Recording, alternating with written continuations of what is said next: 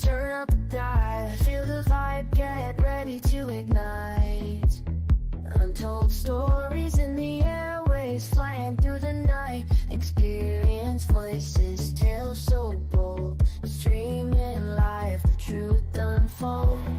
Untold Radio Network, where secrets come alive. New episodes daily, the mysteries thrive. Great guests, super chat, so I remember I share and subscribe. Join the side where truth can't hide. Aliens in the attic, UFOs in the sky. Cryptids lurking, oh my, oh my. Ghosts in the hallway, whispering your name. The paranormal, the unexplained. Become a VIP, get the inside scoop. Unlock the mysteries, be part of the group. Live streaming stories, they're talking to you. Super chats buzzing, join the crew. Untold Radio Network, where secrets come alive. New episodes daily, the mysteries thrive. Great guests, super chat, it's a wild member ride. Share and subscribe, join the side where truth can hide. So if you've got the guts and you want to explore, tune into the untold, it's what you're looking for. From aliens to ghosts and all that's unseen. Untold Radio Network, where the world's mysteries convene.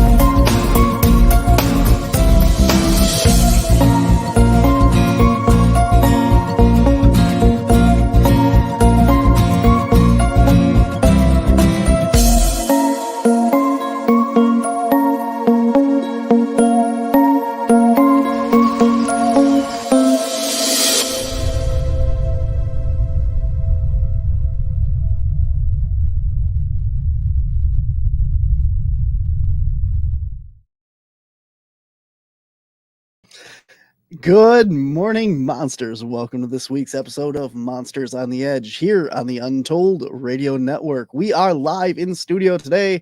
So, guys, if you have questions or comments, feel free to throw them in the comments section. It looks like there's a lot going on over there already. So it's going to be a great show. I'm definitely looking forward to this one. For anybody out there that is interested in cryptids, anomalies, and the Paranormal Society, here's what we got coming up this summer.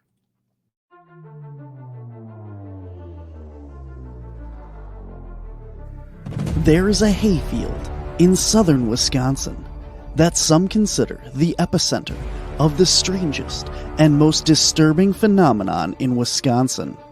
Strange UFO sightings, animal mutilations, orbs of light, and even the beast of Bray Road himself, the Dogman.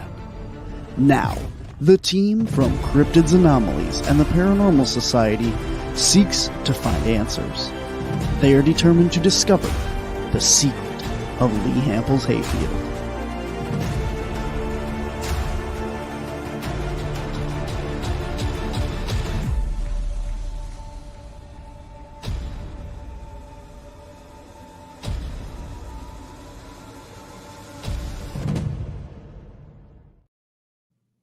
That is going to be amazing when it comes out later in July here.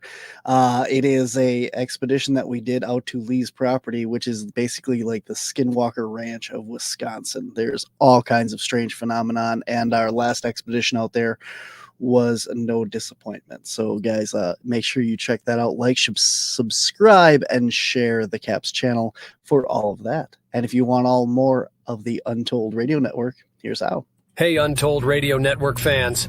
Want exclusive perks and to support our channel? Introducing our YouTube membership program with 3 amazing levels. Get loyalty badges that level up to different cryptids the longer you're a supporter. How cool is that? You'll also get access to custom Bigfoot emojis and priority in chat. Upgrade to Backstage Pass for exclusive wallpapers, photos, status updates, discounted books, and merchandise. Go all in with the producer level for everything mentioned plus member shoutouts. Ready for an enhanced experience? Join now, pick your membership level, and let's make this journey even more exciting together.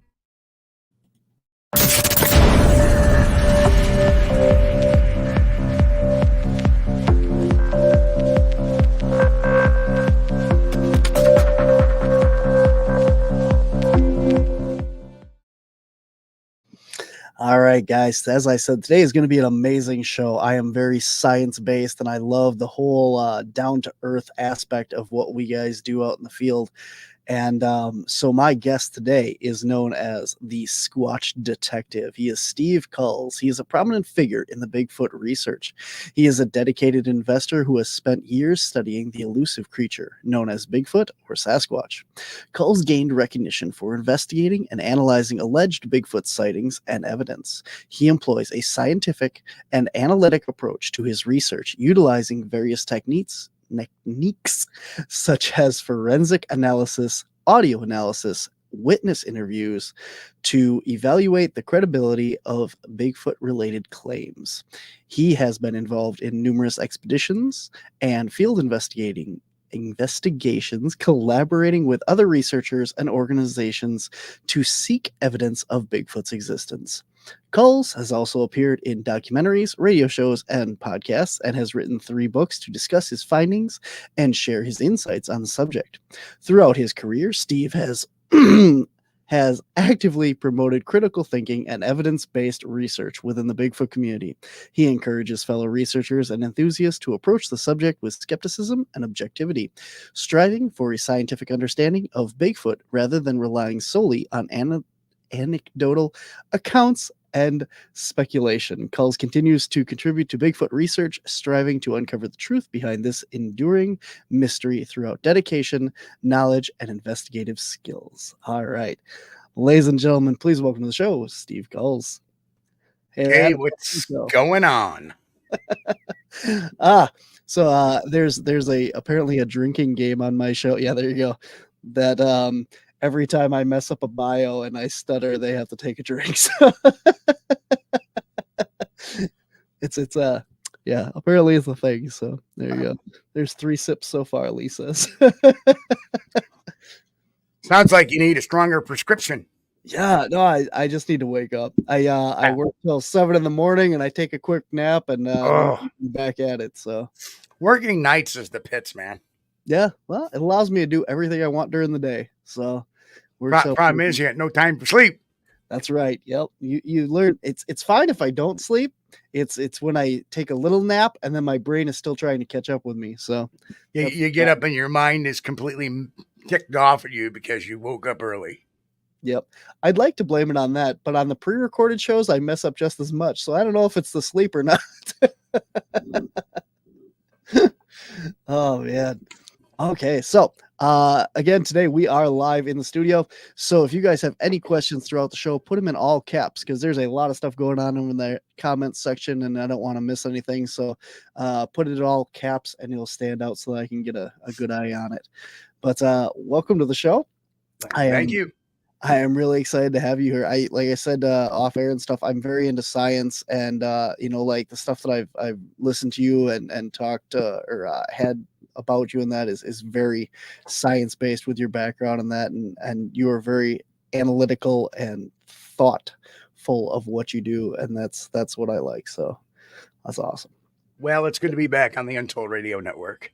So I was on maybe 8-10 weeks ago with Doug and Alex. Okay. Yeah. Nice. Very cool. I book all my shows about 2 months out, and then those guys book like the day of or the week of, and I'm always interested. Like, hey, we had the same thought, except mine was 2 months ago. That can happen. Mm-hmm. But they caught me before the book came out. My latest book, actually, my bio that I sent you at the time was 3 books. Now it's 4. Now it's 4, and because it came out June 1st. Mm-hmm. So, absolutely. Well, let's start there since you already brought it up. You have a brand new book out on June 1st called "The Psychology of Bigfoot: A Guide to Understanding Bigfoot Claims." Tell us, what is it all about? Well, it's not necessarily about psychoanalyzing the creature itself. Kind of did that in my second book, where I took primate behavior and compared it to Bigfoot or Sasquatch behavior. In this book, I talk a little bit about that, do a quick, brief recap of it, but I also talk about, the differences between valid witnesses, or I should say credible witnesses and not so credible witnesses, using actually elements of psychology or behavioral psychology and analyzing the stories people are telling. I talk about why people will not believe in scientific evidence and scoff at, that, and cling to some of these fantastical claims they have. Why somebody may follow a person that is espousing false information that we know is scientifically not correct or investigatively not correct. I talk a lot about the investigative process. Again, I did that in my third book, Sasquatch Playbook. But I go in a little more in depth. I talk about terms such as cognitive dissonance, illusionary superiority, confirmation bias, and the biases that fall under that realm. So there's a ton of topics. My co-host Chris, he said I had to read the book twice because it got a little deep, and I was like going. But what I love is that the feedback I'm getting, I not only use examples from the Bigfoot world, but I also use examples outside the Bigfoot world, particularly in the criminal world. I discuss a homicide. I discuss some a fraud that was perpetuated on a huge scale to the point where the person creating the fraud actually had pictures and got interviews with the governor of New York and the mayor of New York City.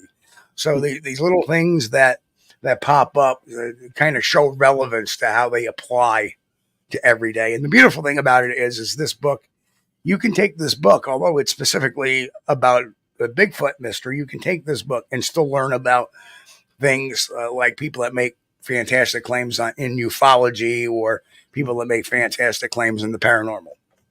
So everything kind of applies here. Very good. Very good. Yeah. I you talked about stuff like when you go out in the woods and you see these orbs and people automatically assume that they're, Bigfoot related and different things like that. You have this confirmation bias of, everything that's out there is what you're looking for. You want to talk a little bit about that and how it works? Well, one of the things is confirmation bias. And as an investigator, when you enter the field, whether you're just going out for a jaunt to check an area out or you're investigating a Bigfoot claim, hey, I had a sighting here, and you're going to go out there and maybe even talk to the witness. Obviously your behavior with the witness, you want to encourage them to talk because, they're honoring you with telling their story. Now it's your job as a legitimate investigator to try to corroborate that story or not corroborate it. And regardless of whether I believe that Bigfoot exists or not, I need to treat each case individually, separately, just like I would.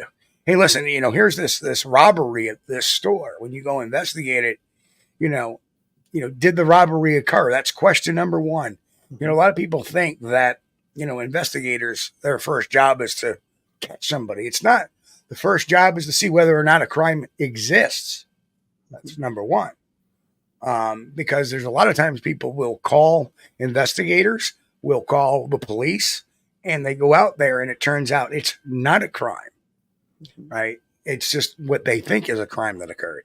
Or it could be another type of crime. For example, somebody saying, oh, I got held up in the grocery store when in actuality it was an inside job. They're trying to cover them stealing all the money in the till. Right. So there's different things. So anything is on the board, and you got to keep all of that in play and in your mind. So when you show up, what's the story? The next thing is you always want to keep with, does what they're saying make sense? You know, I use that. One of the best cases I use, and I use it in the book, is the Bigfoot peeper case, where there's gentlemen, and I'm not going to really deep dive it, but he took such a psychological turn. He claimed this happened and that happened, and a lot of coincidences that occurred. I was at least three coincidences that occur in the span of 8 minutes. So when you look at that, and as an investigator, there are rarely any type of coincidence. Rarely. Right? So, you know, it's like going out there and you're looking at an armed robbery suspect. You know, is it a coincidence that, you know, he's had a past history of having armed robberies? No, it's not a coincidence. Is it a coincidence that one of his family members said they saw him with a gun last week? No, it's not a coincidence, right? So, you know, that's how you put things together. And eventually, you know, depending on the scenarios, you either get an admission or you find evidence that completely debunks what's going on. So the thing is, and I talk, and actually this wasn't really covered in the book. This is a kind of somebody had said something, and I go, that makes perfect sense. Because I'm always willing to learn and develop new concepts. But anytime somebody puts out a piece of Bigfoot evidence, such as a video or a picture, it's like a magician, right? And what happens is most of the public will sit there and, oh, look at this picture, but they're not looking at what the other hand is doing. And the other hand is the story, right? You got to see what the story is, because if there is no story, or the story is so bad, what this is an illusion, is what it is. So you got to kind of keep that into perspective. Speaking of, I know this is just to drop this on you, but have you seen the latest photo that I saw kind of floating around the internet? I checked your page to see if you had said anything about it or anything, but it's the picture of a selfie with a guy and a Bigfoot in the background. Have you seen that one? I have not. Oh, okay. Yeah, I was wondering what you thought about that. It does not look like it's AI. So and most of it's not. Years ago, I did a very similar type of case. A gentleman by the name of James Rosick had put this in a bunch of forums saying, hey, listen, you know what? I got my, and this was in the day, and mind you, this is 2004. He had taken the pictures. And of course, digital cameras really weren't at their peak. There was still a big balance of digital cameras and film cameras out there. Mm-hmm. Right. So now, you know, fast forward almost 20 years later, and now everything's digital. Film is a rarity. Right? But he was taking a film, had a film camera, was taking pictures on his vacation, and they were hiking in Wisconsin at LaSalle Falls. Okay. So I don't know if you know that guy. You know, you're from Wisconsin, so I figured I'd put that out there. Well, and he had and his girlfriend had taken a picture of him, and when they got the picture developed, lo and behold, it looks like there's two Sasquatch in the background. The one really looks like, wow, that you can see arms and hands, but is this pareidolia? Is this just an illusion? And whatever it was, it didn't appear to be any type of foliage. It was black. It was much, much darker than the foliage. So this stood out, and it was later in the year, so there was not a lot of leaf cover on the trees. There was some. So you have this picture of like, what the heck is that? And he readily admitted that, hey, listen, I didn't hear anything. I didn't see anything. I didn't smell anything. I just came up with this picture. I'm like, isn't that weird? It's kind of creepy. So what happens is, okay, I'm talking with him. I go, well, can you do me a few things? Can you scan a copy of your negative? Mm-hmm. Yeah, no problem. Can I get a copy of your index print? I promise that your pictures won't leak out of your faces or anything like that. Absolutely. So he sent me the index print, which I could enlarge because he scanned them in. I could enlarge it and see each picture he took on the roll. So guess what? I had before pictures and I had after pictures. It's not what you get nowadays. You just get a 5-second clip, 10-second clip, or a photo or two, nothing before and after. So, and the index print obviously showed nothing was photoshopped in or added. Well, Photoshop was a thing. The question is everybody's like, did he scan it and then take it and manipulate it to make it look like there was a Bigfoot in the background? Which he didn't. It was right there in the negative. So I had a gentleman who was with my organization. I'm David Gay, great guy. He lived in northern Illinois. And he says, you know what? I'll take the drive up. I'll take a look around. And Mr. Rosick was so good, he actually gave us the GPS coordinates of where it was. So David went up there, took some snaps. Of course, it's summertime, a lot of foliage. But when I got the pictures back, and he gave me like a 3-page report on the terrain, the type of fauna that was there, the the substrate, the waterways, the activity in the area, the types of animals. I mean, it was really, really concise. And I looked at the picture and kind of matched it up with the picture. Now, problem is now I got foliage in the way. Mm-hmm. But I did notice a lot of these black spots behind the foliage were corresponding with the original photo. I read the report back, and the back of the area had a cliff. And that cliff had very dark black rock. So there was the answer. It was actually just paranoia, and it just happened to look like a Sasquatch. I informed Mr. Rosick of that, and Mr. Rosick's response, thank you so much. I feel much better now that I'm not creeped out. So you see somebody that's trying to validate what occurred in his photograph. Mm-hmm. He didn't put skin in the game saying, this is a Bigfoot. Oh, this is definitely a Bigfoot. Mm-hmm. He let the professional do his job and got a professional answer. Mm-hmm. And, so it's a great example.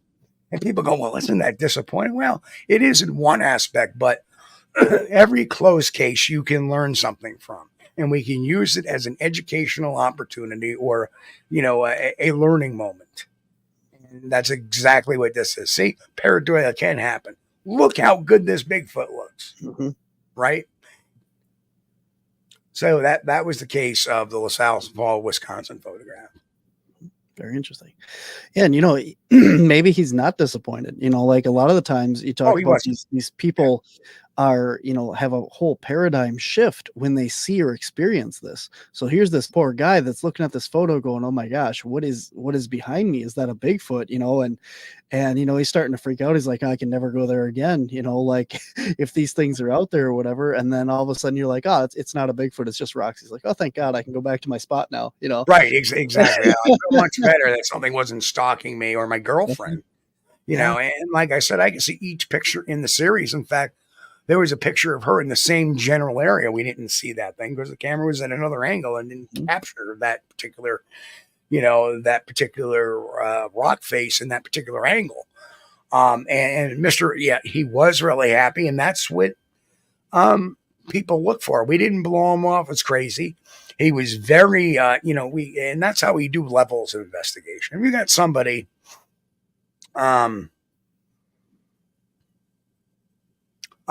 have we ever looked at something from the aspect of?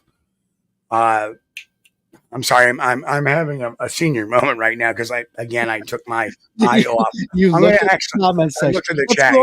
Let's go to the chat. Yeah, first off, being a host, I have a terrible habit of doing that. So. I know. I can tell the people that do podcasts, regularly because their eyes go over there every time that thing jumps. Have you ever been interested in using detective skills in searching for other cryptids like giant sea serpents or black panthers being sighted in the Midwest? Well, no, I kind of stick to the Sasquatch when it comes to this, but I use I've used my investigative skills in the paranormal world. We've discussed that before, and we'll probably be discussing that in another program at another time. But in 2011, beginning of 2011, I was sent over to Loch Ness by Nat Geo, the Nat Geo channel, and I led an expedition team on the loch for 9 days. And we used a bunch of things. Side scan sonar at the time was brand new, and we were using the latest side scan sonar. Not only that, but the real neat thing about the side scan sonar we use as a side note was that the divers actually had a mask that they could actually use and take the sonar with themselves and show it so they can see basically underwater, like night vision almost. So, and the loch, of course, is very murky because of all the peat that's on the side of the mountains there. It goes into the water, and it gives it a really rust looking color a lot of times. So yeah, I mean, I have used it on other cryptids, such as the Loch Ness Monster. And I went over, like I said, I went over there 9 days. And was I convinced at the end of my visit? No. And as a side note to that, the boat captain that was taking us around for those 9 days, I think we were on the water, 6 of those 9 days. And we shot a couple of days doing ground shots, talking about different things, different places. And then we did instant B-roll shot. And I had 1 day off while I was there, for that time. And the boat captain, anyway, years later, about 3 or 4 or 5, whatever years later, made headlines saying he had actually gotten a picture of the Loch Ness Monster. And I looked at the picture and I was like, that son of a gun. He took a picture of the prop we were using. Actually, it was his son that was taking the pictures. The prop we were using for reenactments when we were doing the B-roll day. Right. And I said, that's the prop we used. And I know where it came from. Yada, yada. So I made the news over in the UK again, just tearing this guy apart. And when we gave a lie detector test, although Nat Geo only showed 2 of those lie detector tests, there was a third one administered to the boat captain talking about his Loch Ness experiences. The first 2 passed. The boat captain failed. And then he spent the whole day crying to the director, please don't put that in. Please don't put that in. I'm taking it. So that's interesting. You talk about different things, not the confirmation bias and stuff, but like why people make up stories and stuff. And one of the reasons is, profitability. So here's this boat captain on Loch Ness, and he's had all these sightings, that's his business right there. Sure. He's absolutely has something in the game there. And his whole thing was his worry about the business if the lie detector came out and passed. And the funny thing is, I remember the polygrapher. He did the older woman there, and she passed. What was her name? Moffat. Her last name was Moffat. Yeah. And she passed. And then we had a researcher over there, Tico Masala. He went over, and Tico passed. And I knew he would. I knew these people would.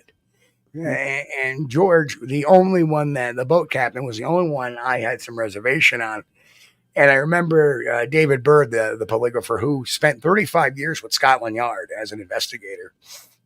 And he was also the head of their SWAT team for a while, too.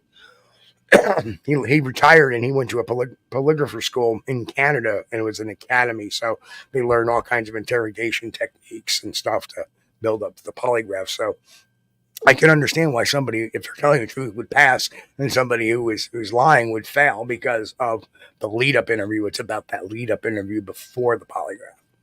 But David comes in with the folder, and he just looks at me and goes, just shook his head. And, I said, yeah, he failed miserably. Wow. Interesting.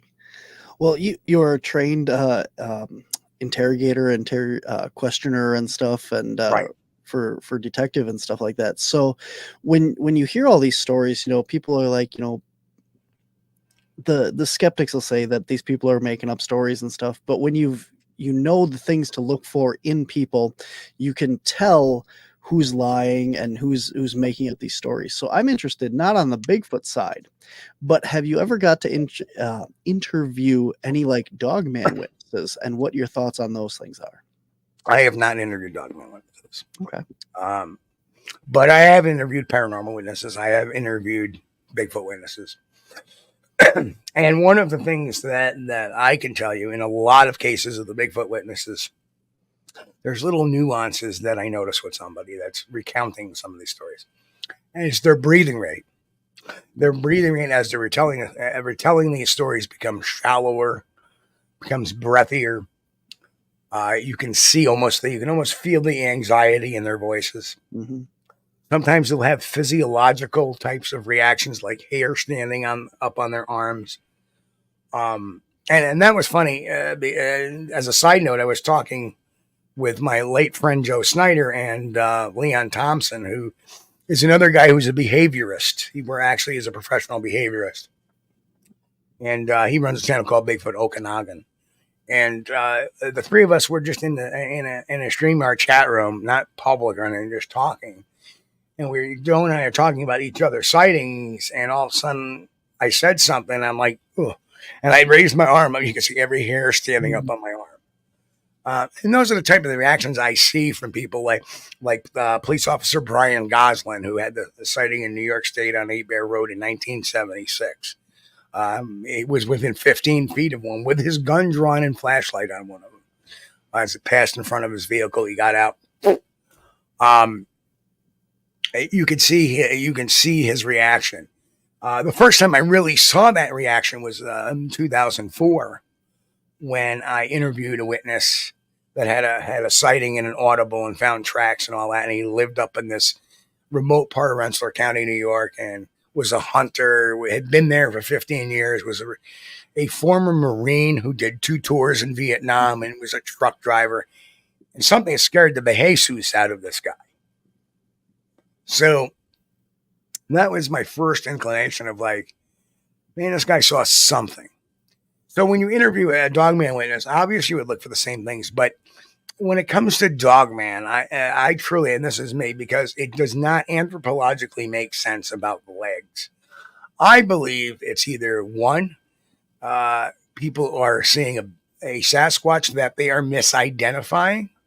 2, they're seeing a bear that they're misidentifying, or 3, they're seeing something paranormal. Mm-hmm. I think those are the 3 realms of where Dogman falls. I don't believe it's an actual cryptid per se. If you listen to the tales of the Skinwalker Ranch, mm-hmm.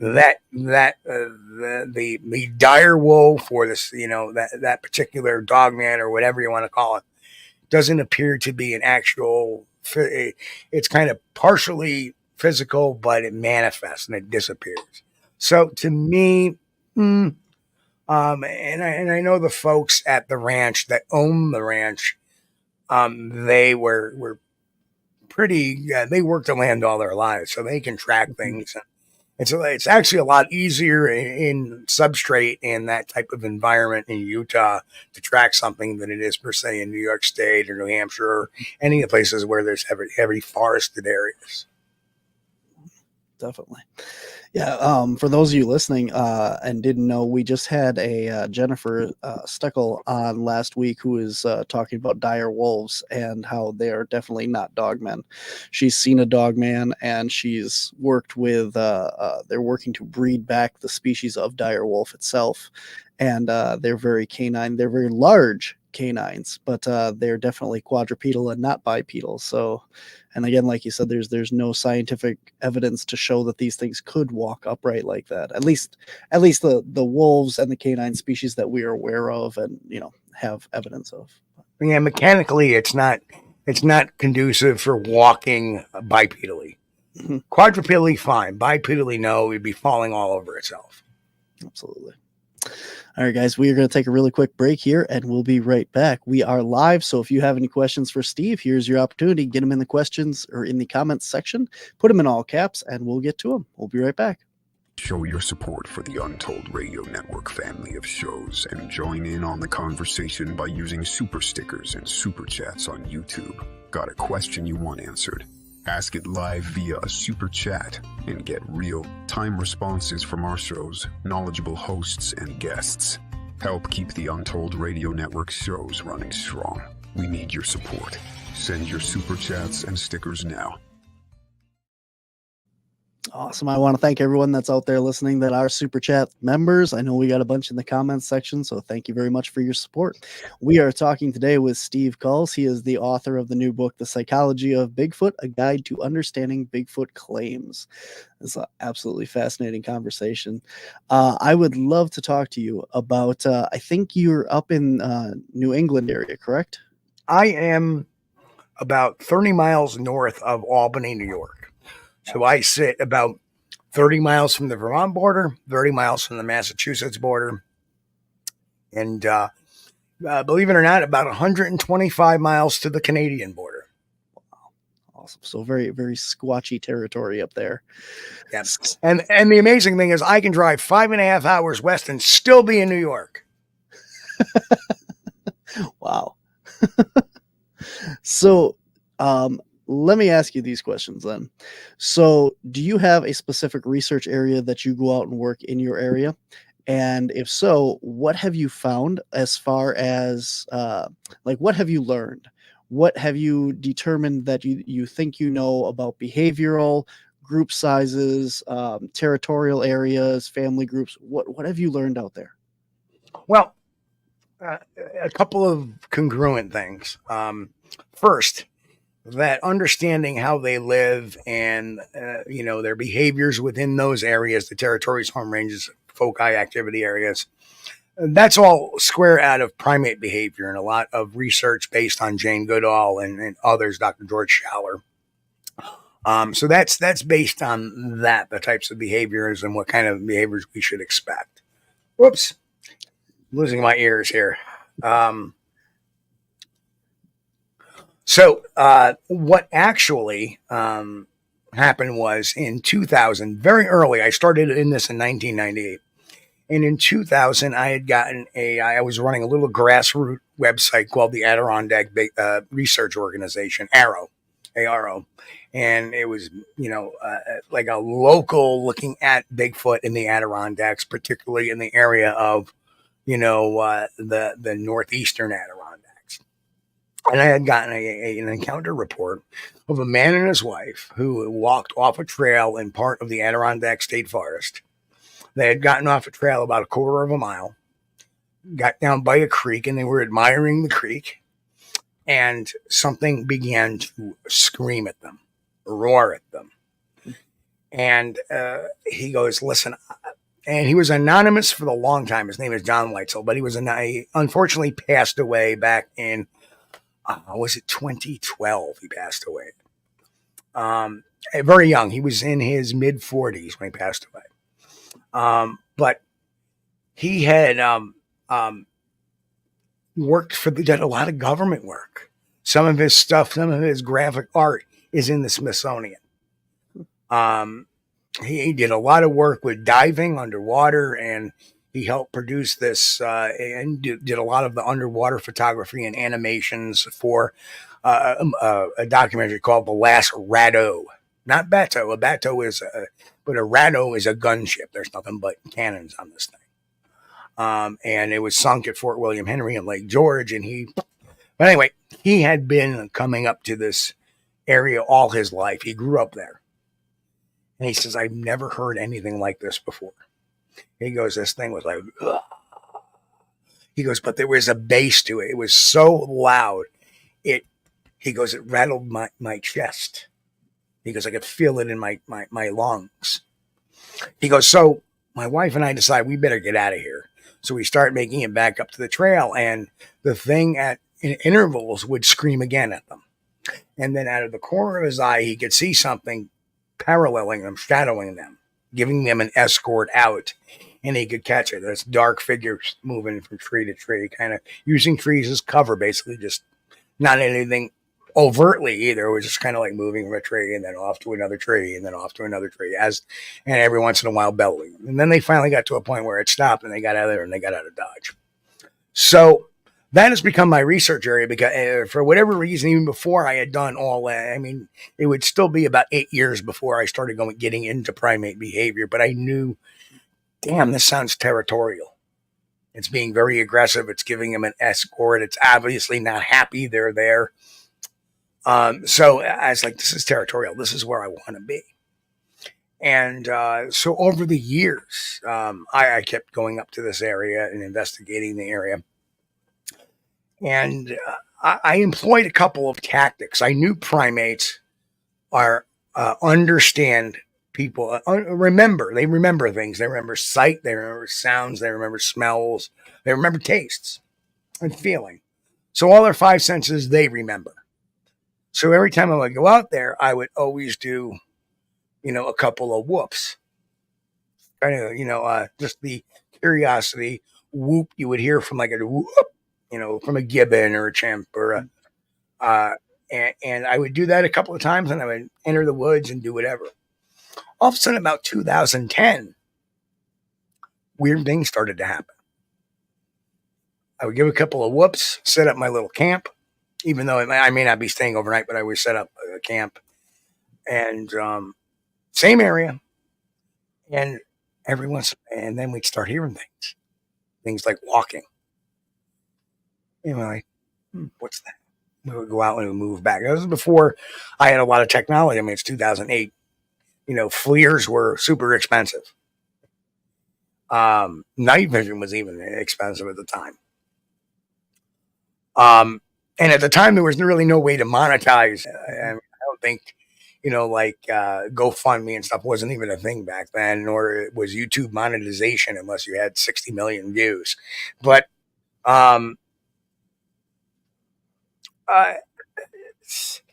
there was a point where I had left a recorder in the base camp and I had a couple other researchers and we went off because at that time, a lot of the activity was going on just north of the camp. So I take a team, we'd walk down the road to enter the woods and another trail, go in and walk in. I didn't want the base camp near the activity. We come back and I at the end of the thing, I take and we kept hearing things in camp too, which was weird. I said, well, let's just go down there. And I get the audio recording back and we hear footsteps. And we get this on the recorder. Mm-hmm. So, like, what the heck? I don't publish this stuff. I look at it this way. I'm not putting that out as Bigfoot evidence, but as an investigator, right, I would be remiss not to say there's a big possibility. Because I'm not a scientist. I'm not there to experiment or absolutely, conclude that this is a Sasquatch. But even if I was a scientist, I would be remiss not to recognize there was something a little bit odd and bizarre about that recording. Right?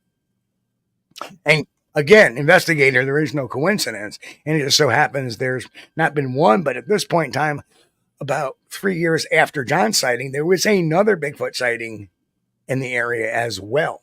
And this area is so remote a lot of times and we've gotten probably half a dozen in that same general area over the last 20 years, which is, hey, this is a busy area, 2011 was the breakout year.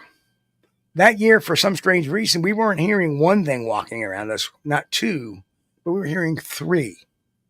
And these sounds would come from us in different areas all at once. So I'd send one ops team out. Now I was getting more of a crew. So I would go out there. I would have 10 people out there. Okay, you're and assign them operations teams. Ops team 1 would go out. So we would all try to go out and see what's going on. And everybody would hear those things walking away, running, moving quickly away from the movements.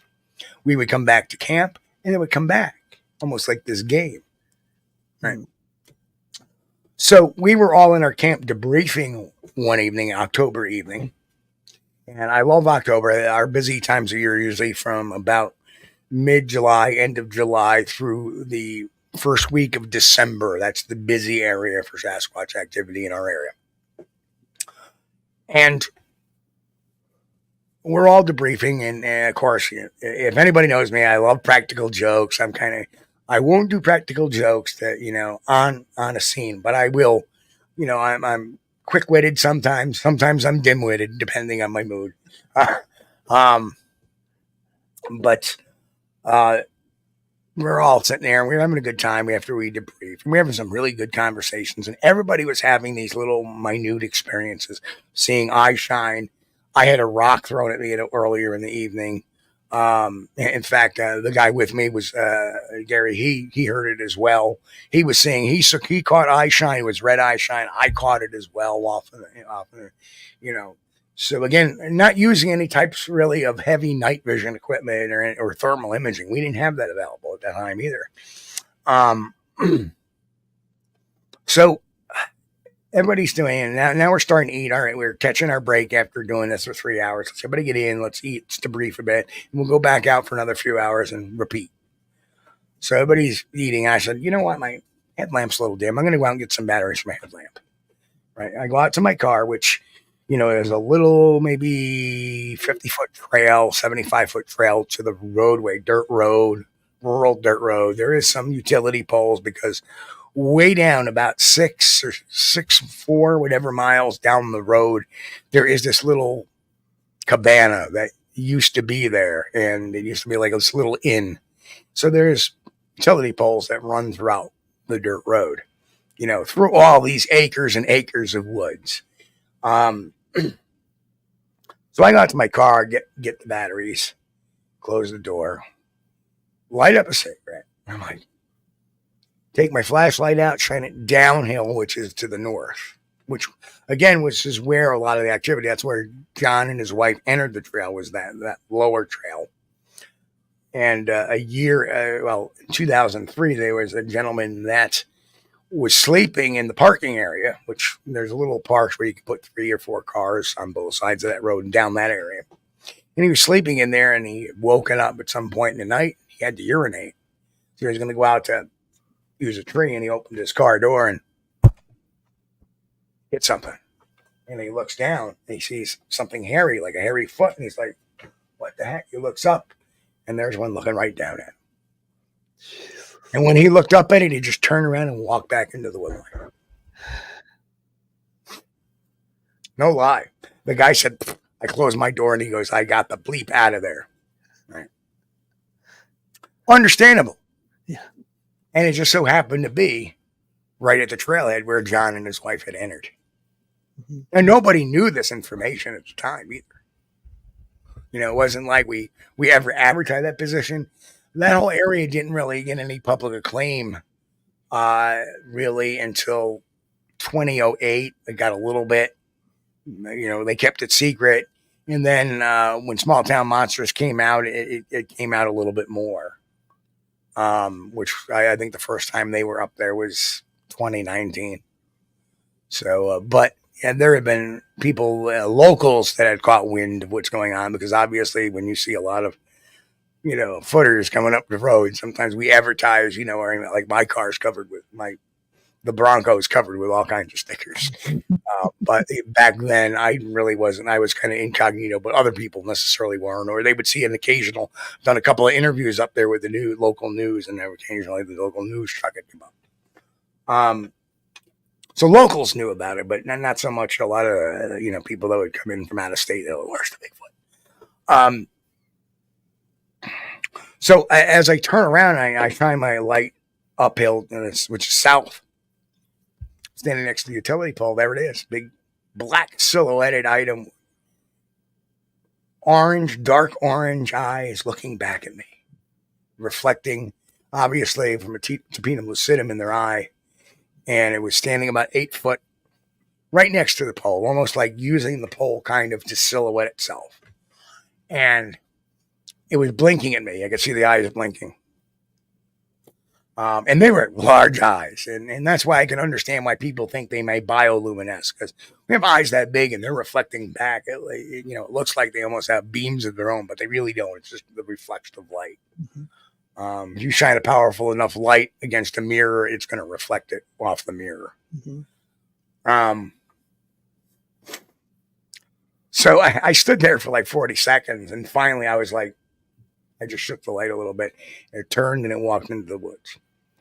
So that team that night, I had a documentarian with me. One of my at the time, he's now in North Carolina. Lives in North Carolina now, but I had my ops team one come out who was led by a former Marine sniper who was in the Gulf War back in the early 90s. And he's like, okay, we started first thing. We were trying to see how tall it was, and it was about easily 8 foot, probably between 7.5 and 8 foot. He turns around. He actually finds the cut where it had stepped into the wood line, so they could still see dirt falling in. And meanwhile, I didn't even know our video guy, he was capturing all of that, and he actually interviewed me like within less than 5 minutes of my sighting. He got me right on camera. What did you see? And you can just see me like I'm like looking around, like even though I knew the creature existed, and I wasn't unnerved. I was more in awe, and I was shocked. I was like, oh my God. It was sitting there watching our campfire. Right? That's what it was doing. And that all fell in line with primate behavior, because their one weakness is curiosity. But back in 2010, nobody knew that. Nobody thought about that. There was very little talk other than vocalization sounds about what corresponds from primate behavior to a Sasquatch, because Sasquatch is a primate. So my goal, starting in 2010, before I wrote What Would Sasquatch Do, which came out in 2012, was to read and understand how primates as a group, how they habitate. Believe it or not, all primates habitate in a very similar fashion. We all have our areas, and we all have similar behavior within those groups, those areas, I should say. So we act differently in our territories. We act differently in our home ranges. We act differently in our foci activity areas. And I can sit there and say, let's give you a great example. I always like comparing the far extremes first, which is the home range and the territory. And the home range is an area where we travel on a daily basis. The territory is actually our homes. Now, I want everybody to think about what a Sasquatch may do in its territory.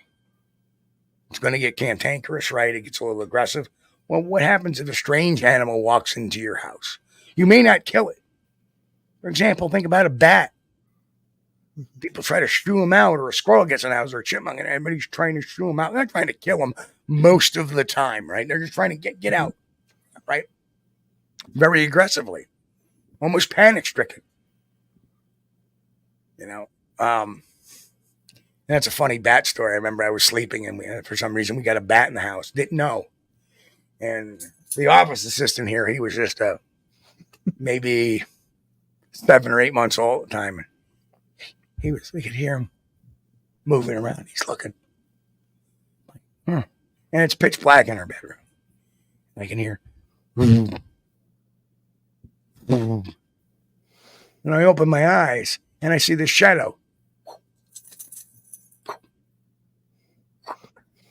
over my eyes. I'm like, honey, there's a bat. So we end up, because the radar, I knew it. So the funny thing is you got to use your mind. I was like, okay, the radar, mostly radar. So I'm going to go like this in the bedroom. It flew out of the bedroom. I said, all right. And I had my ex, she was over by the living room. So it flew down the hallway.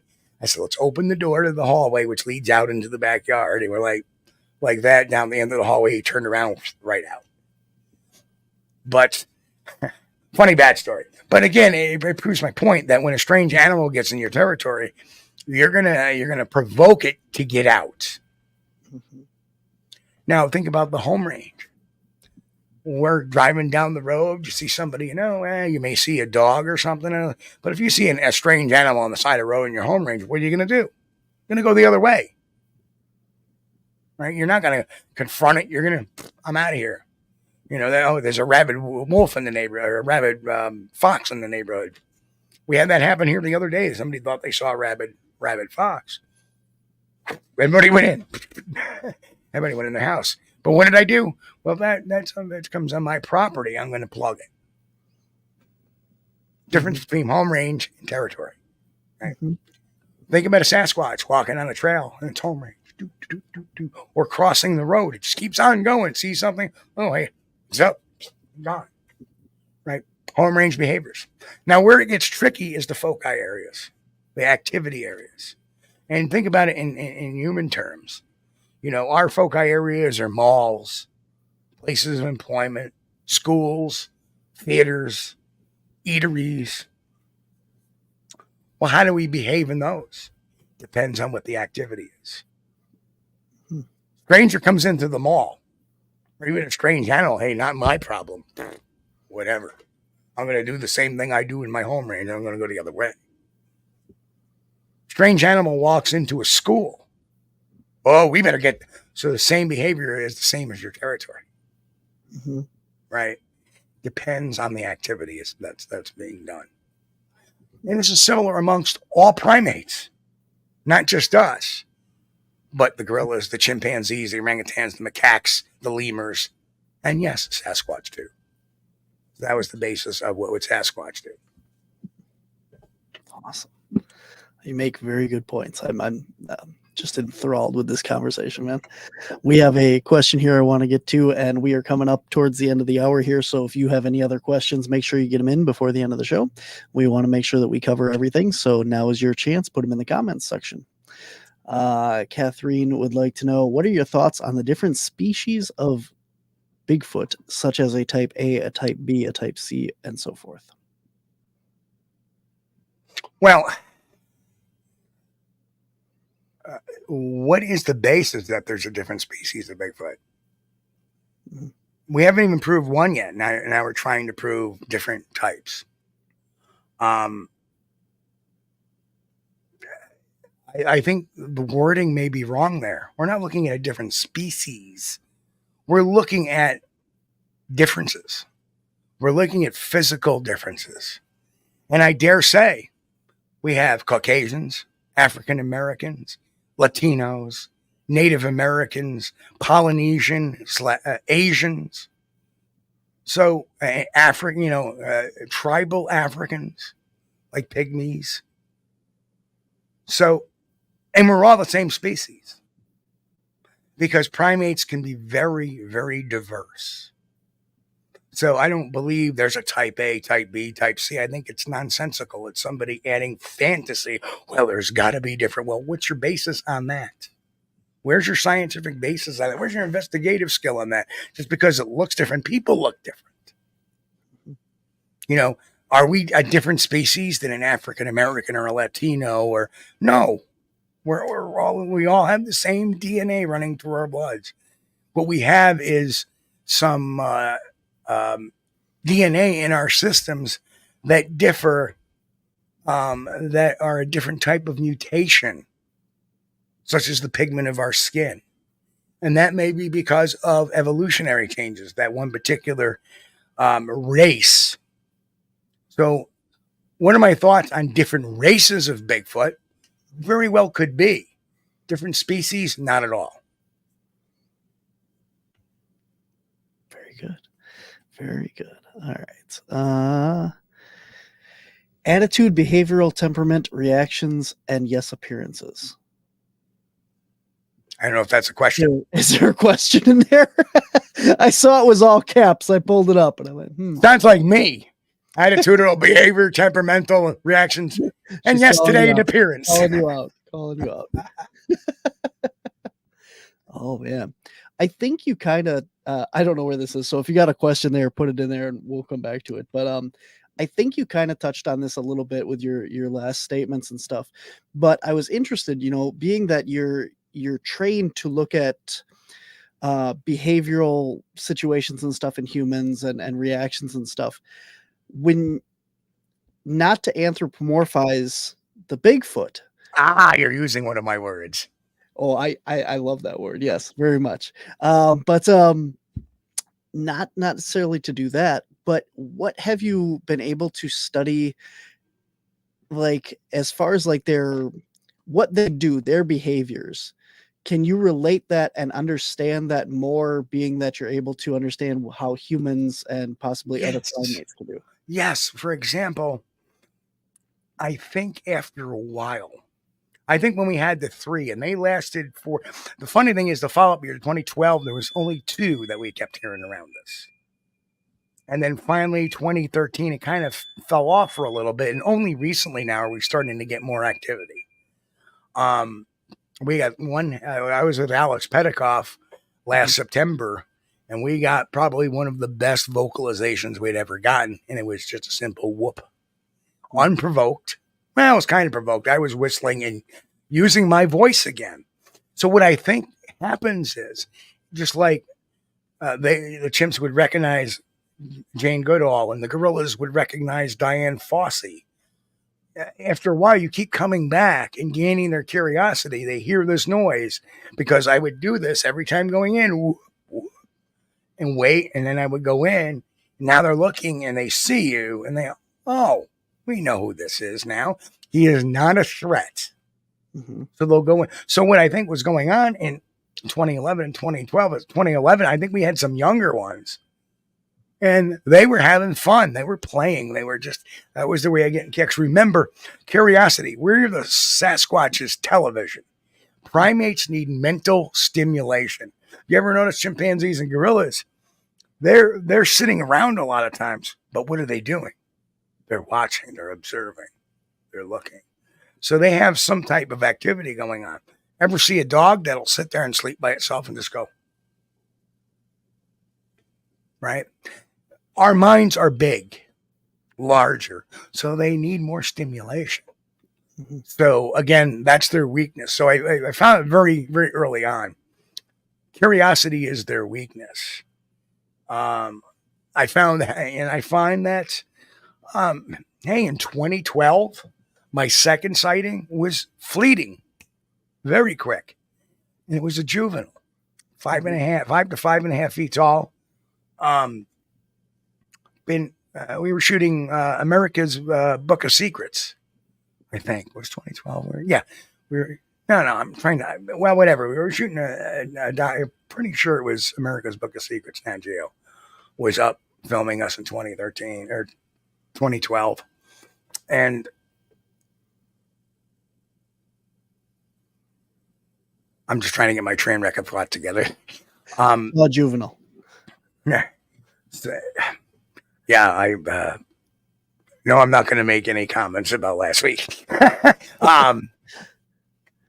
But we had traveled from the Chautauqua Lake Bigfoot Expo all day. What was that, like a long drive? So that Monday night, we're setting up camp. It was raining, miserable the whole day. Actually, it was pretty miserable for most of the last day. We had sunshine. But the first day was raining a lot. Full moon night, of course, with the canopy, that cloud cover, kind of gave the whole thing like a nightlight type of thing. It was very bright moon, but it was like almost like a nightlight because of the cloud cover. So it wasn't like a bright beaming light that was shining to the trees. It was kind of like somebody shining a very dim light over everything. If your eyes are adjusted, you can see pretty damn good. It's the fall again, so all the leaves have fallen off the trees in New York. And Nat Geo came in for a little bit. They're like, we're not going out tonight. We're beat from the drive. And so can we just do a few? We can do a few interviews. They stayed for a couple hours. They ate dinner with us. They actually brought us some food too and some drinks. Just to commiserate and meet and everybody. Funny thing is one of the sound guy was actually the sound guy who did Dog the Bounty Hunter back in the day, Hawaii. Great kid. And that night, on the very first night, I also had a little incident where I slipped on a rock. There was I knew the rock was there. Of course, I forgot because, it's dark and I slip on the rock and I spin up in the air and I come right down on my hip. Knocked the wind out of me and I opened my eyes up and I got the whole crew going, looking down at me like, oh my God, this guy we came out to see, did he just kill himself? But I begrudgingly got up and, carried on with the rest of the evening. But so that night we all go to bed, and the way it went was this. Because it had been Melissa went to bed first. He was the husband of Wayne. They were both from Ohio. Wayne and I would always be the ones stay up last. We would smoke by the fire and chat. And Jeff was from Georgia. He'd usually be the second one into bed. Researcher from Georgia. And that day he was trying out a new tent. So he left his pillow and blanket in his Jeep, which was parked, alongside that same road that I had the sighting the year before. And he says, I'm going to leave my pillow and blanket in my Jeep just in case my tent rains. So rain gets into this tent. I've never tested this tent before. I don't know if it's going to leak or not. So about 11 o'clock, Jeff wanders in. Okay, my tent's good. Goes out to his Jeep, gets his pillow and blanket, comes back, goes in. And that becomes important, and I'll tell you why in a second. So Wayne and I eventually we're chit-chatting away, and we end up going our separate ways. All right, time for bed. Let's get some sleep. Because I'm like that. Even though I'm tired, I'm as I like to say, I'm dog-ass tired. I tend to be an insomniac sometimes, especially when I'm on a site like I'm juiced and jacked and ready to go. So we eventually go to bed. So I close my little eyes and all of a sudden, about 1:30 or so, the eyes open up. Not because I heard anything, it's because the bladder's ringing the doorbell. All right, I got to use a tree. So I get up, I unzip my tent, and as I poke my head out, I'm looking, coming out of the tent. My tent was facing northbound. The road is to my east. No, I'm sorry, it's facing southbound. The road was to my east. The forest was to my west. The road traveled down to my south, or to my north, rather. So you're trying to get that directional picture. So I poke my head out and I look towards the road, which was to the east. And I catch a fleeting moment of a 5.5 foot, reddish brown, long haired Sasquatch running off. To the point my first reaction was like, no way. No, I couldn't have seen that. I couldn't have seen that. Use a tree, go back, bed. I'm sitting there thinking in my I didn't see nothing. No, I didn't see nothing. Go to sleep, Steve. Go to sleep. Next morning, I hear Jeff, our guy from Georgia. Steve. And then I hear Wayne. Hey, Steve. Zip. I come out. What's the matter? He goes, well, Jeff was like, well, I went to put my pillow and blanket back today. Take it out of the right. Something left a birch log behind my Jeep. And behind the Jeep was a birch log about yay big. Right there where he would have tripped over it had he gotten his pillow and blanket the night before. Now there's no birch anywhere standing. Nowhere. And because it was raining the day before, we were collecting birch. And the reason why we were collecting birch is because birch doesn't matter if it's wet or not. If you can get a good kindling fire, that bark on a birch tree goes up like oil because there's oils in it. And it goes up like gasoline. Once it lights up. Burns quick, hot, and fast. And it dries out the rest of the wood around it. So we were collecting a lot of birch. Yeah, fine birch, that'll burn wet. Come on. But something left a birch log behind his Jeep.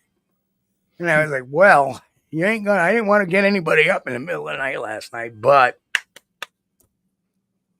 So, unreal. And then the next day, Wayne and Melissa were scouting around the camp where I had my sighting. What do you know? They find a 9-inch by 4.5-inch track. Small. Mm-hmm. But I saw a small one.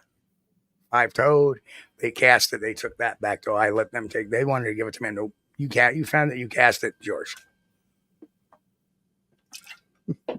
So that's the incredible story of that. And one of the days, Wayne and Melissa thought something dark was watching it out in the field. They said, wait, what the hell was that? And they tried flaring, but by that time they got the flare out and powered up. We had one of the really expensive flares at the time. Of course, they're good as the FLIR Scout now, but at that time, you had to power it up, and you got the little, the little big little screen. It looks like a radar gun almost. And by the time they got that powered up, already had several minutes pass. First you got to get it out of the case. Oh, well, where is it? Okay, it's in the tent. Pull it out, open it up, power it up. But several minutes had passed, so they didn't get anything on the thermal. And the final day, the day we had the nice weather, Jeff said, I'm going to go on walkabout. And Jeff wanted to do that. I mean, he's from Georgia. What are the odds of him coming up here in the next, 5 years or so? It's slim. So he's going to go for a walkabout. And off he toodles. He came back a few hours later, petrified. He goes, yeah. He goes, I got to an area. I kind of went off trail. I go, oh, I told you, be careful going off trail. He goes, well, something was growling at me like, Arr. And, interesting thing, bears don't growl. They don't have the vocal cords. They'll smack their lips. And they'll, but they don't growl. So I said, well, and he goes, it was very bass. I go, coyotes usually growl, but it's not very bassy. It's like, And we heard coyotes the first night, but hadn't heard them and that area, there's some days you hear them, some days you don't hear them for weeks and times, but every once in a while. And strangely, as many times as I heard coyotes, I've never seen one up there. Never seen a bear up there too. And, at this point, I've been going up there 24 years. And it wasn't until last year, or I should say in 2022, Alex and I, we thermed a bear that we think it was a bear and we were chasing it like idiots. We're like, oh, what's that? Let's go try to get out of there. No, so I think that's a bear. I think we better stop chasing whatever that is.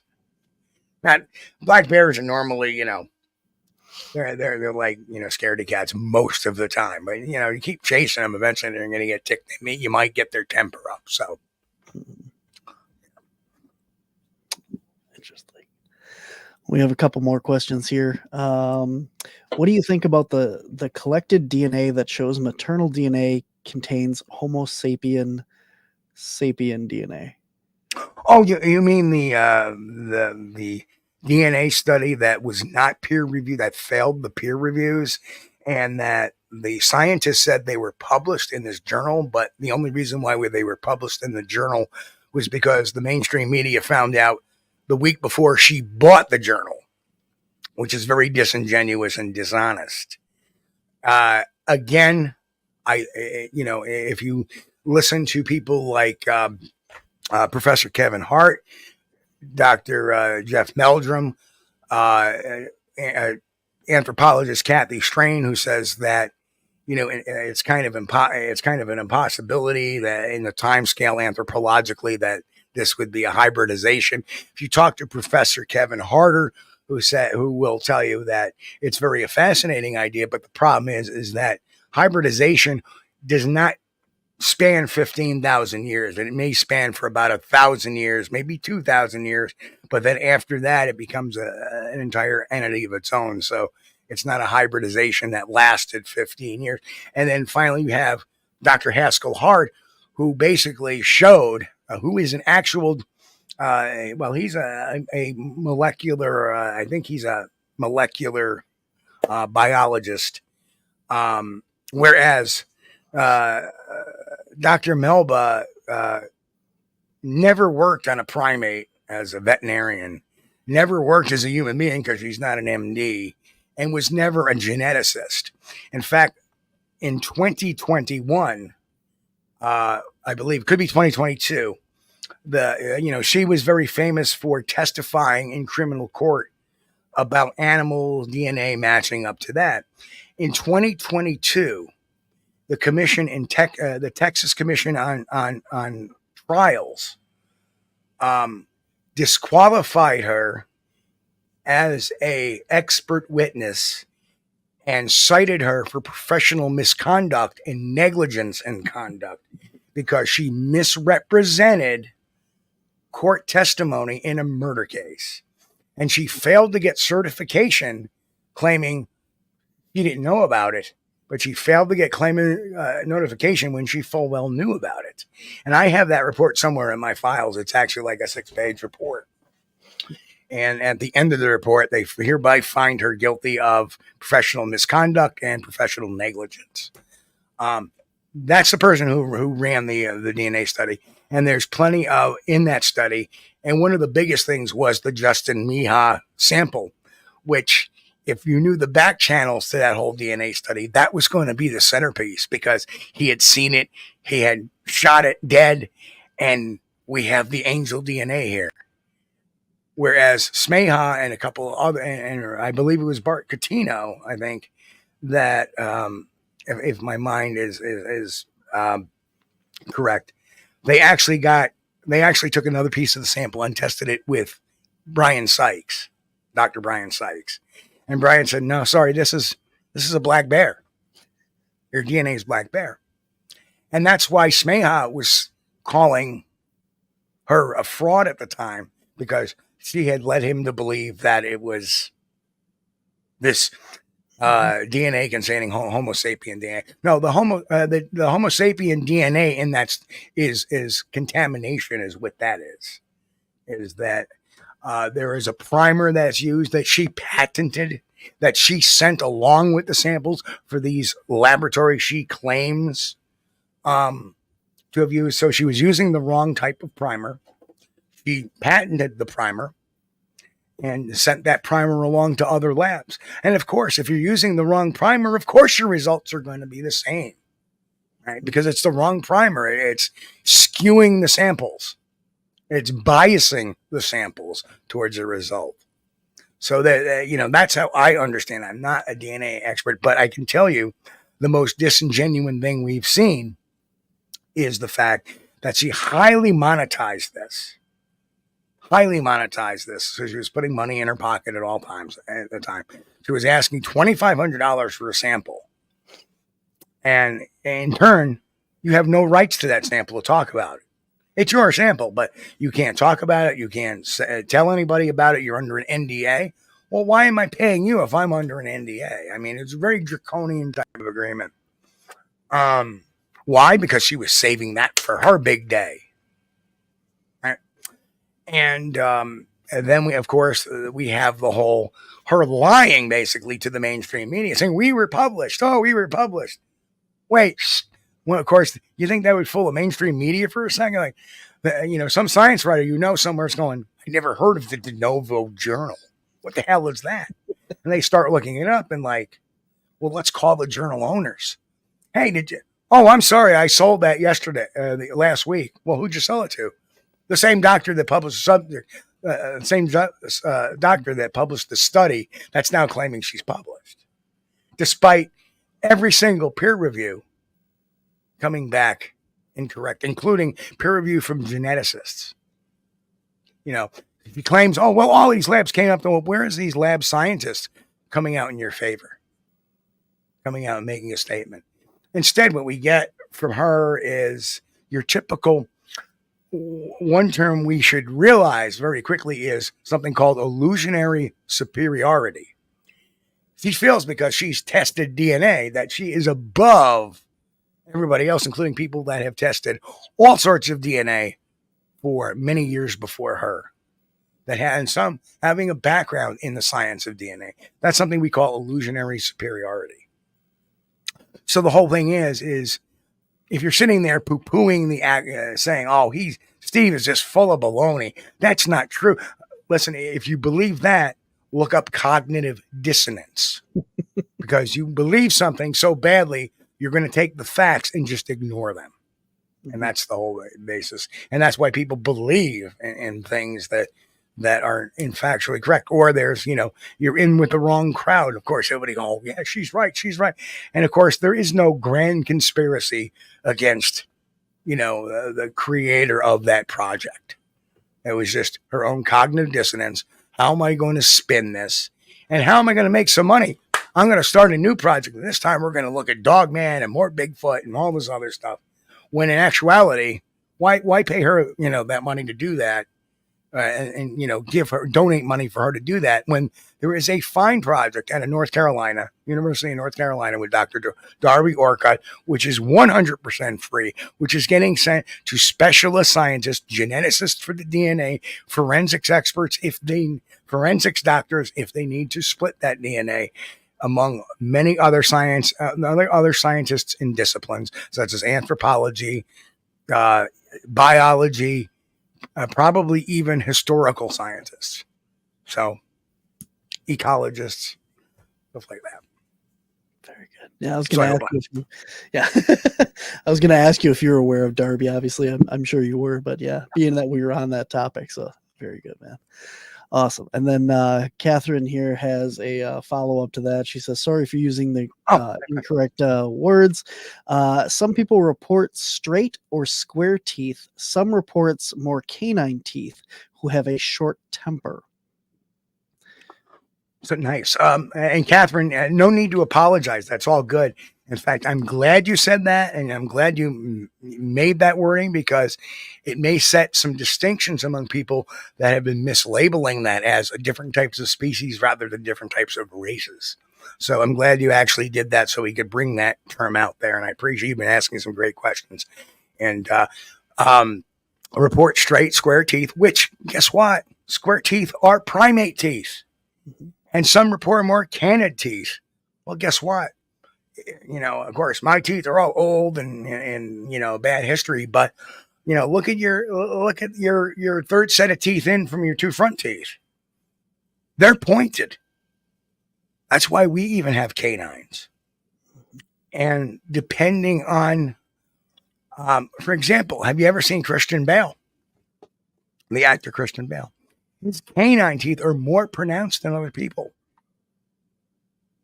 So people can have different teeth structure, but essentially they're the same.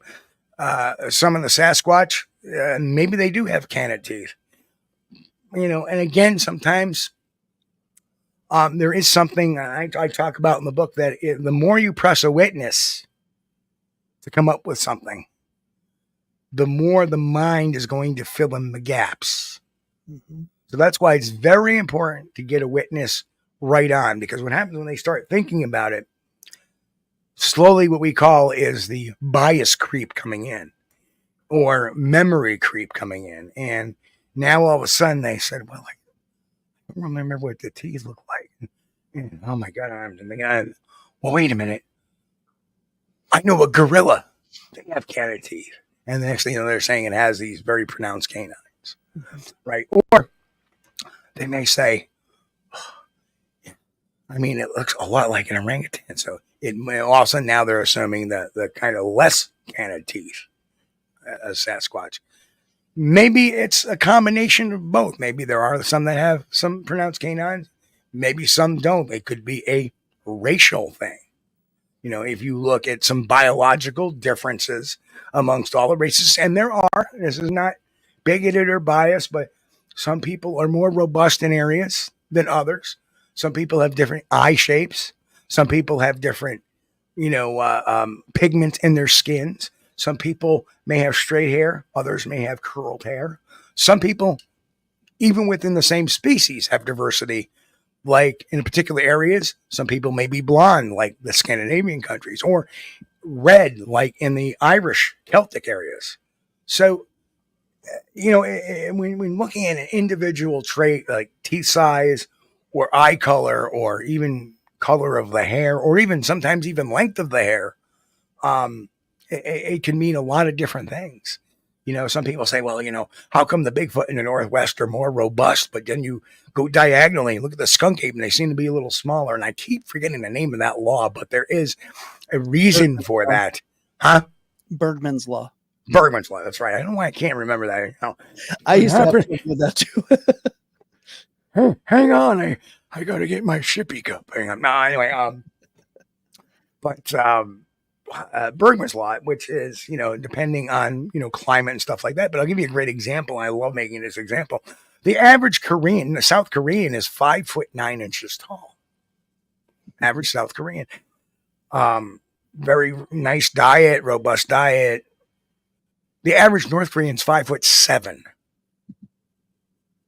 And the reason why is they have a lot of nutrition deficits.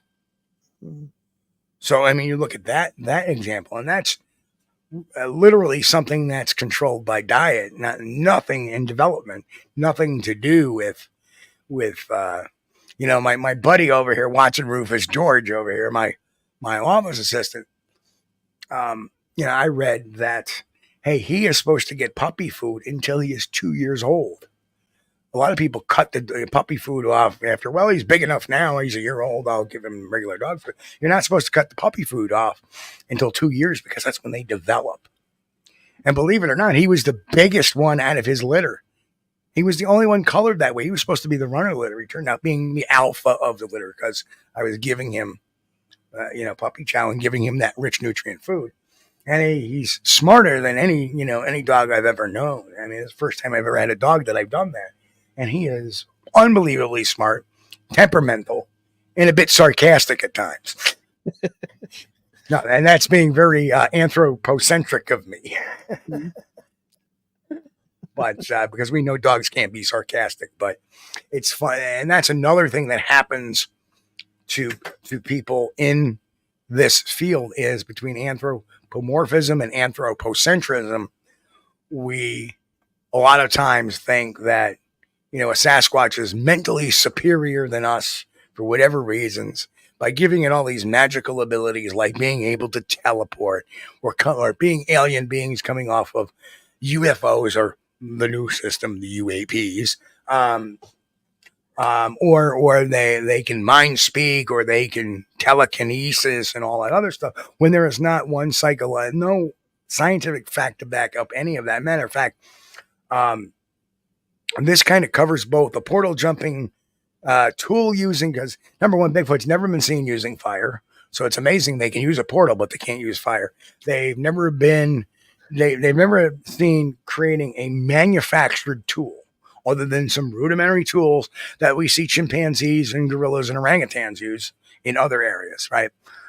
So we don't see them ever use manufactured tools. But again, they're supposed to be using this portal, right?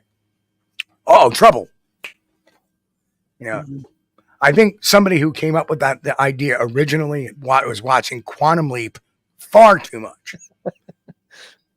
But here's the thing. Let's go back to the Terminator. Dun, dun, dun, dun. Remember that the Terminator had to be covered in a biological skin and tissue. Why? Because people couldn't go through the portal that would take them to the time.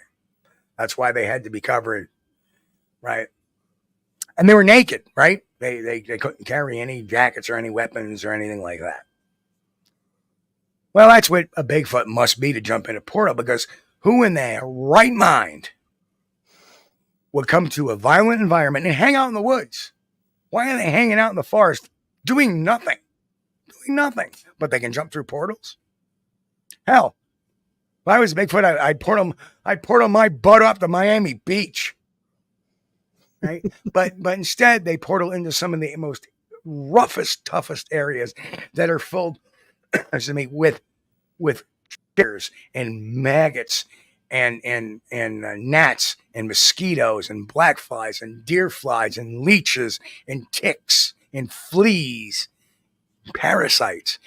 Also an environment that is stark with venomous snakes, poisonous toads, alligators, apex predators, but they're not using anything complicated to defend themselves. They're not using clothing to protect themselves from these parasitic environments, and you look at all of this.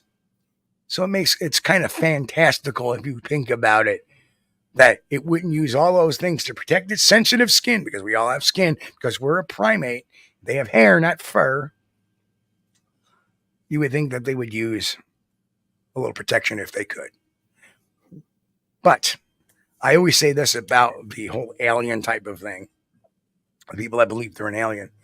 Mm-hmm. If we were to go on another planet that had the exact same concentration of nitrogen, oxygen, carbon dioxide in the air, we can go there into that planet and we would breathe that air in and have a great time. We come back to Earth. They better quarantine us, number one. Mm-hmm. Number two, chances are that we probably have a 50-50 chance of not dying in the next 3-4 months because we have no immunity to the viruses and the bacteria that is in that particular planet. So you would still need to wear breathing apparatus. Otherwise, you would be biologically attacked with viruses and bacteria that you have no immunity to. And that's why, if you remember, when the astronauts came back from the moonshot back in 1969, Neil Armstrong, Buzz Aldrin, Scott Carpenter, they were quarantined for several days. They went right off the thing into a special van and taken to a special area that was quarantined because they didn't know what kind of viruses and bacteria they may bring in, even though it was zero atmosphere, just the dust alone. They don't know what lived there in the past or what was in the past at that time. And they were afraid that they may bring some bacteria or so that all that stuff had to be meticulously checked by scientists. So yeah, it wouldn't work. So that kind of eliminates that whole argument that, a Bigfoot walking around. Again, would aliens just leave people naked, which kind of leaves me some people that see grays and they're completely naked. Like, what the hell is that? But there's been reports of other people that have seen them with some kind of breathing apparatus or even some kind of clothing, which seems more believable. Absolutely. You have been absolutely generous with your time today. We are running a little bit over, so thank you so much for answering questions. If you got one more here, and then we will call it a show here. Yeah, I mean, Sasquatch and Wizard says he finally got around to watching Skinwalker Ranch series. What are your thoughts on the anomalies if you've seen the series? Well,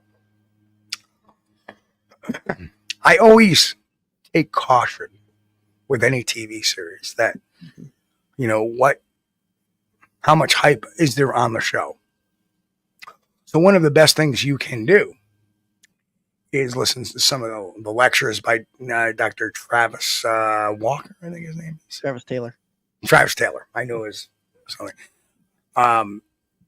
And he actually went on a talking series with Nick Pope, Giorgio, and I think another gentleman as well. And they went on a speaking tour. I didn't go because it was rather expensive to go. I mean, I wish I could charge that amount of money. It was something like $80, $90 a seat just to sit there and listen to him talk. Heck, you could pay $5, get a free hot dog, and come in and see me talk. But relish will cost you for the hot dog. Anyway, is there something there? I mean, although when I've heard Dr. Taylor talk about some of the stuff that's going on there, from reading George Knapp's book and Cole Meany's book, Dr. Cole Meany's The Skinwalker, watching the follow-up documentary with George Knapp, and I'm not even going to try it because my mind is going. I mentally prepare for these things, so when I take a turn, it's like Jeremy Corbell did the documentary. Jeremy Corbell and George Knapp did it. Right. Phenomenal documentary. If you haven't seen that, what do I think? I have no idea. Do I think there is something underground there? Yeah, it's rather fascinating. So I, like the rest of the general public, I am not an expert. I have not been there. I have not investigated any of that stuff. I'm only an audience member like the rest of us. So I hold nothing other than just maybe some raw opinion. Do I think there's something that smells wrong about it? No, I actually think that they're on the up and up, just like a show that a lot of people love, and I did for the first couple of years, The Curse of Oak Island, which is actually done by the same production company that does Hunt for the Skinwalker, Prometheus Entertainment. And the only problem is with The Curse of Oak Island is, I'm sorry, but how many times can you dig up a nail or a piece of wood or a coin and get it like, my wife loves the show, so I needle her once in a while. It's like, oh my God, they're going to find something tonight, hon. What were they going to find? Another friggin' nail. Right. So it's fascinating, but to me, it's so repetitive. Now, is Skinwalker Ranch doing that? No, because in that case, it's not something mundane as digging. Hunt for Skinwalker Ranch. What I like is their ideas scientifically. What experiment can we come up and see if this will work, and what will be the results? And if I was them, it's like digging. They dug a couple of years ago. They're digging again this year, and I would dare say, you might as well stop digging. Even though you're saying, well, we got to keep digging. I mean, science would dictate you do an experiment and you repeat the experiment. You keep coming up with the same results, and they're negative results. Why keep doing the same experiment in a different place? Because you keep coming up with the same results every time. So, it's, just when you start doing that, you become so, and I don't think it's bias. I think it's obsession now. They're like, we got to get under there. They may not be able to. They got to think outside the box and try to figure out how to get under there without getting under there. So I think there's something interesting going on there. Now, as far as, seeing dire wolves or, skinwalkers, quote unquote skinwalkers, and there's a reason why they call them skinwalkers. I spent, a couple of months with the Dene, who are technically the Navajo people. They call themselves the Dene, which technically means the people. And I got a lot of information on what a skinwalker is not, why they were created, and there's some really cockamamie, media-driven stories that twist over time. I got the story as told by a tribal elder, and I understand why they started them. It's not for me to say how that started. That is the property of the Dene, and if they want to tell it, they're more than welcome to. But I'm going to keep that one right here. I'm honored to hear that story. But, a skinwalker is not really what's going on that particular ranch. Something different. Now, one of the longtime enemies of the Navajo people was the Ute tribe. They had a lot of wars between the Navajo and the Utes. Excuse me, did you say Ute? Yes, Your Honor. I meant Utes. No, I'm sorry. I had a my cousin Vinny moment there.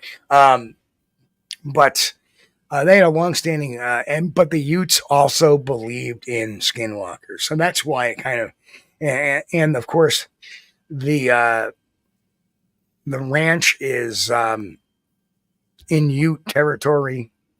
So obviously it kind of garnered that nickname because they saw what they claimed was a dire wolf. It wasn't actually a Dogman, it was a dire wolf. And they Sasquatch activity nearby and stuff like that. But what's that with this? Who knows?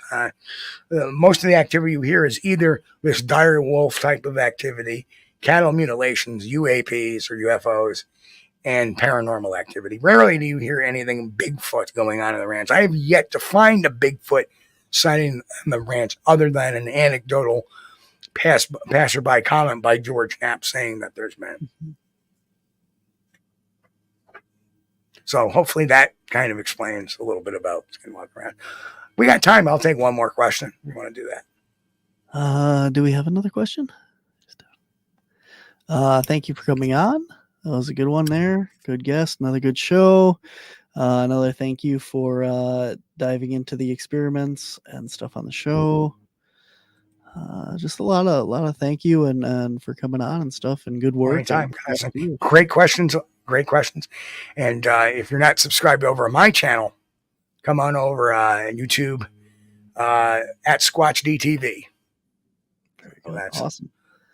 We have all of your links to your websites and your YouTube and all that is in the show notes. So if you're listening to this after the fact, or you can click on YouTube and it's all there. And once again, you also have a brand new book out, The Psychology of Bigfoot, A Guide to Understanding Bigfoot Claims. and tell everybody where they can get that. Can you get a signed copy anywhere, or is... Well, right now you can only get it on Amazon. I don't have any in stock right now at home, so right now the only place you can get it is Amazon. But I do make a lot of appearances beginning then next month, starting next month, first, 2nd and 3rd of August. I'm at Logan, Ohio at the Hocking Hills Bigfoot Festival. A month later in September, early September, I will be in at the Pennsylvania Bigfoot Camping Adventure, which is a great event. Take people out at night on the Chestnut Ridge to go Bigfoot hunting and whatever other weird anomalies happen out in that place.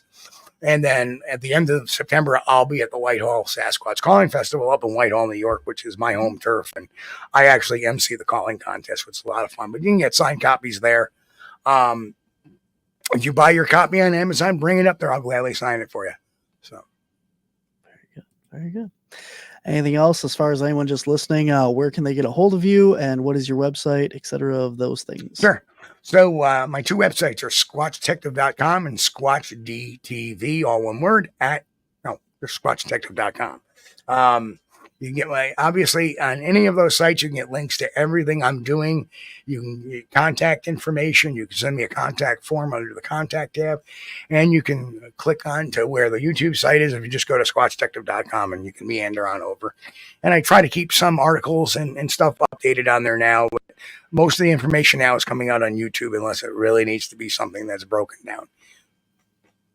Very good. Awesome. Well, thank you so much for your time today. And like I said, we're going to have to come have you back on and talk all about the paranormal on my other show, because there's so much more that we can go into there as well. Sure. But this has been absolutely fabulous. And awesome. We appreciate all your hard work and your research and keeping it grounded and promoting that side of this, the fantastical realm of the Bigfoot and more science-based. So thank you. Yeah, so we need to take the fight against romanticism and fantasy. We need to ground that. I understand it. We need to take it to a new level. And always remember, it's not about whether the creature exists. It's about the truth. Mm-hmm. Absolutely. Well, thank you so much for coming on today. Anytime, my brother. You take care. You too. All right, guys, that is our show for this week. Thank you so much for watching. Make sure you go on over and subscribe to Steve's channel. And if you're not subscribed to the Untold Radio Network, make sure you do that as well, because there is a ton of other shows on our network. All Bigfoot and Cryptid and UFO, paranormal, you name it. We got it here on the Untold Radio Network.